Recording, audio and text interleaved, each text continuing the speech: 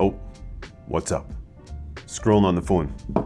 As I'm sure you probably were earlier today, you will be later today, maybe you are right now, maybe that's how you came across this video, scrolling through your phone. And screen time is objectively seen as bad. We're always like, pull out your screen time.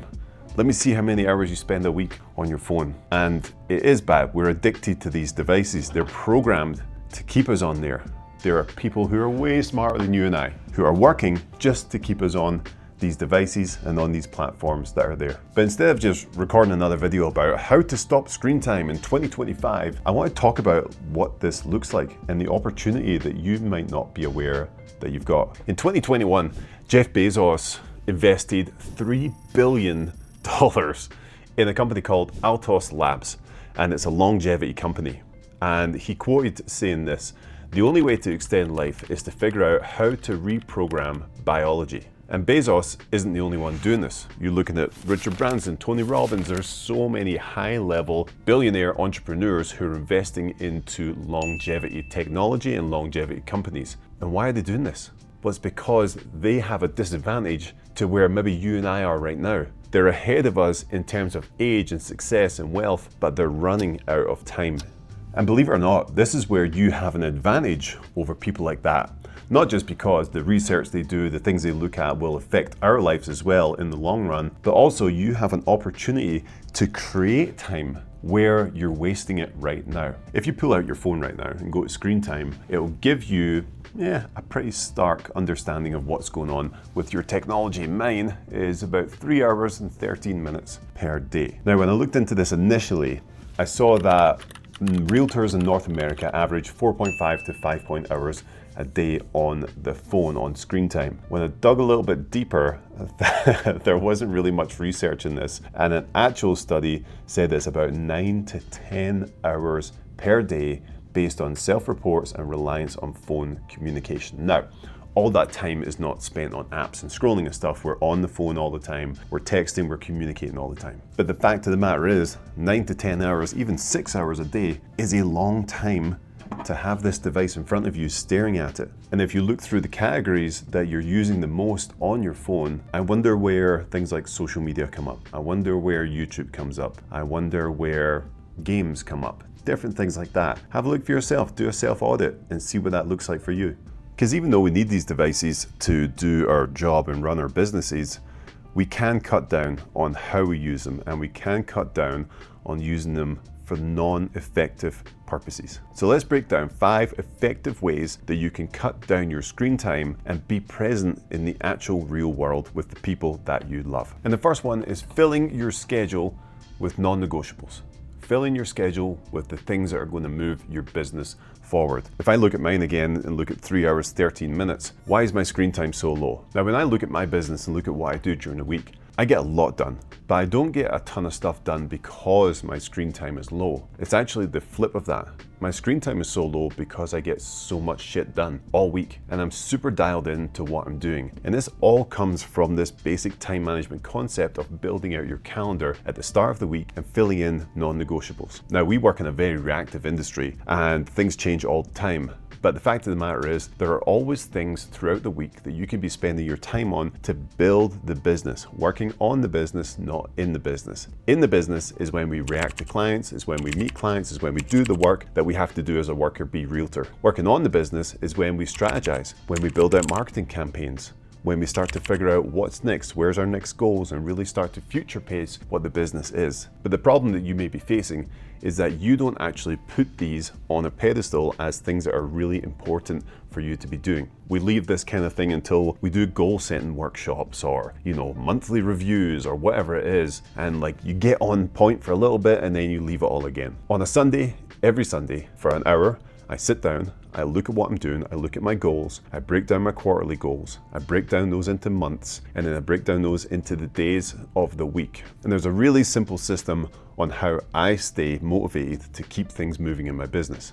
I have my overarching yearly goals. These are the things that I want to achieve in all different things. This could be in my body, this could be in family life, this could be in my business, in my accounting, in my marketing, in my sales processes, all the different things that I want to build by the end of the year. Then I take those and break them down into the quarters, Q1, Q2, Q3, Q4. Okay, what needs to be done? What can I actually set out to achieve this quarter that's going to get me moving forward towards a goal? Well, then I break those down into months. Okay, it's we're about to move into August, so I'm putting my August goals together of, okay, what are the monthly targets that I can hit that will get me closer to that quarterly goal? And I'm just breaking it down. And then I go to weeks. What can I get done this week that will get me closer to the monthly goal? Okay, well, where can I fit all of those in and what days? And then add them as non-negotiables. If I have those non-negotiables in my calendar, even if things have to move around, I'm going to make sure that they stay in there to stay on track. And what that means is, because I'm so busy, because I'm so focused on doing what I'm supposed to be doing, I don't pull this out and go doom scrolling for an hour. And that's the secret to staying off of doom scrolling, staying off your phone for prolonged periods of time that are not useful. Now, if you're calling people all the time, awesome. But if you're sitting scrolling through social media, doing different things on your phone, which you know are not worthwhile, it's not about the device being addictive. It's that your goals, your focus has not been put at the top of the pyramid of what you find to be important in your life. So it's very important for you to start doing a process where you're always clear on what's coming next in your business, what you're focused on, what you should and could and have to work on. If you do that, you'll be so busy that your screen time gets really low. I've got a really bad habit of biting my nails. I've always done it. I'm not sure why, if it's a nervous thing or just a tick thing that I do. And I'm like, okay, I need to stop doing this. So my wife bought me this nail polish. It's a sour nail polish, and whenever I put my hand near my mouth at all, the taste, even if it touches my gums or wherever, the taste is hideous. It's so bad. And because of that, I've literally not bitten my nails in the last probably 2 weeks, and I'm cutting them now, and they're beautiful. I've got beautiful nails now. And this is because every time I try and do something that's a negative act, I get a negative consequence. And this has now programmed me to change that habit. If you've ever read Atomic Habits by James Clear, a lot of stuff in there about this. And this is what we can do as well with social media. The first one here, and it's just giving yourself a consequence. Now, this requires self-accountability, which you may or may not be good at. Maybe if you're watching this video, you're not, because we're talking about doom scrolling and screen time. But what you want to think about is, what accountability could I have if my screen time is high? So if you're looking at your screen time for the week and it's higher than the target you set out, what are you going to do? What is that going to mean? Are you going to force yourself to go to that boot camp that you hate every time? Are you going to force yourself to, maybe you do it with your kids? So when you think about this, what could you do that's going to prevent you from having your screen time? Maybe if you look at your screen time every week and your hours are above your target where you want it to go, what's a negative consequence that you could give yourself? Now, a lot of people do this in a lot of different ways. Some people, it's a physical thing. They have to go and do a workout that they hate, or it could be financials. Maybe you have to go and spend money on something that you really, really hate, or maybe you have to listen to music that you hate, or something like that. It sounds dumb, but giving yourself a consequence and sticking to it is a really, really good way to manage your habits. But sometimes personal accountability is really, really challenging.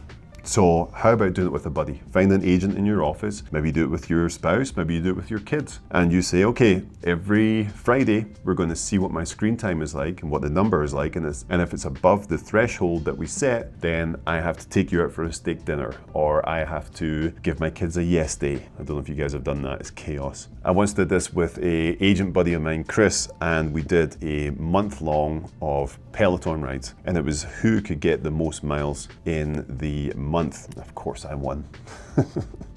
don't even worry about that.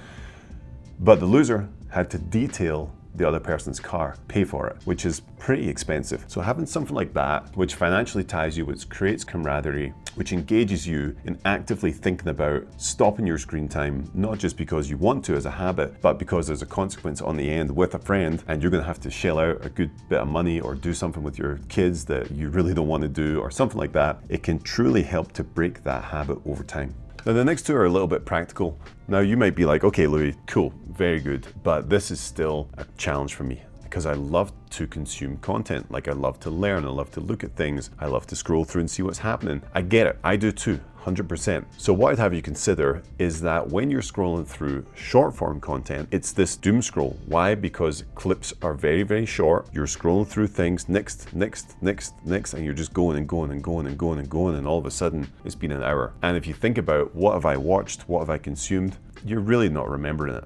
You're not thinking about things. Maybe 2 clips out of 1 hour has maybe hit with you, you've saved it, you've shared it with someone else. But for the most part, it's just been this overload of inputs that have come into you. So if you're going to consume content, if you're going to use it for purposes of learning, of entertainment, switch over to long form. If you go to long form on YouTube, where the videos are anywhere from 12 to 60 minutes or longer, you might still consume the same amount of screen time, but it's a longer form conversation, interview, video, whatever it is, which means that it's not just keeping on hitting these dopamine hits. You're actually consuming a long release of information. And I found that when you do this, it actually really, really helps you, because you're not getting this sensory overload. You're taking the same amount of time and putting it into maybe 1 or 2 pieces of content rather than maybe 50, 100, whatever that looks like on short form. So if your excuse is, or if the thing that you're saying is, I really like to consume content because I like these certain creators, I like the things they say, I like the information they give, well, look for those same people on YouTube and watch the long form versions. That way, you're not going to keep getting interrupted while trying to find nuggets of gold. And the last tip I have for you is pretty practical. If you're like, cool, I get it all, I understand the mindset, I understand the pieces, I understand that if I think about things differently, I can switch things up, but it's still not that easy. I have a problem. The first step to recovery is admitting that you have a problem, so you're good to go. There are apps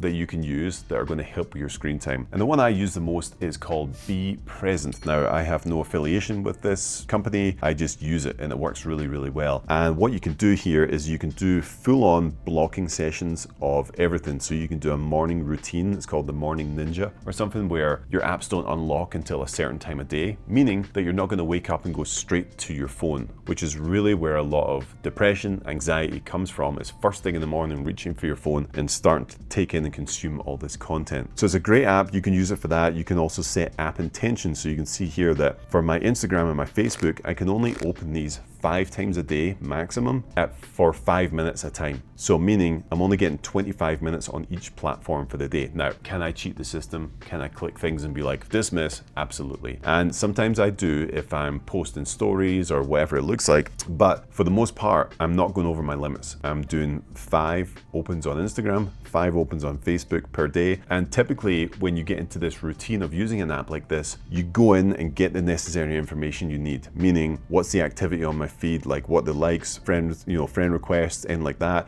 and then DMs, what are the messages? Have I got anything from clients? Have I got anything from leads? Is there anything important in there? And then you just end up switching it off. So when you first start using an app like this, you'll notice that the time will pop up and say, hey, your time's up, and it'll shut it down. And you'll be like, okay. But as you get into using this over the weeks, you'll find that you'll go in here and after like 45 seconds or 2 minutes, you'll shut it off already. And you'll get a reminder a few minutes later, like, hey, we're closing the app. And you're like, yeah, cool, no problem. So an app like this really, really helps. There's multiple apps like this out there. I've just found that this one really, really helps well to build me into the habit of not just limiting my screen time, but not really even wanting to use social media apps too much. And you can see here in schedules that I have the morning ninja mode. So 6 a.m. to 7:30, I can't open anything. So I typically get up at 5 and get my day going. So Monday through Friday from 5 to 7:30, I can't access the stuff. The only things I can access in here are going to be, let's see, Audit app, which is like journaling and stuff like that,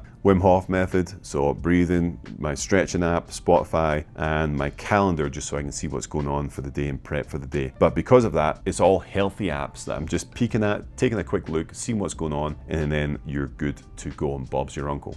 But the biggest takeaway is this: if you're spending anywhere from 6 to 9 hours on your phone, if you look at your screen time, there is a massive misuse of your time. And you might be like, well, it's not that big a deal, I'm doing this and that, and my business is going okay. All right, but what about time you could spend bettering yourself, reading, going outside, playing with your kids, hanging out with your spouse? If you're at 6 hours and you just save yourself 2 hours a day, then for the week, that's 14 hours that you're getting back. If we look at that in a month, that's 56 hours. And then let's do that for the whole year. 672 hours for the year if you just take 2 hours off your screen time. When you break that down, that's 28 days. That's a full month of time if you just take your screen time down by 2 hours that you're spending in a more intentional way that gives you this life worth living, that gets you off your phone and gets you back into either putting a whole month extra into your business, putting a whole month extra into your family, putting a whole month extra into your health. Whatever that looks like for you,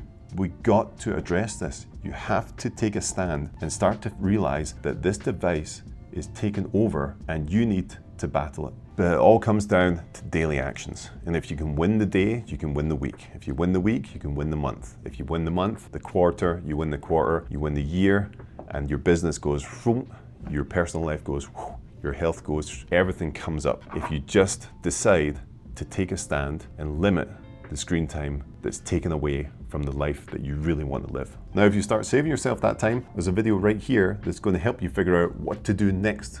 Where are you going to put your time? How do you schedule things properly? How do you be hyper productive? Click this video. We'll see you on the next one.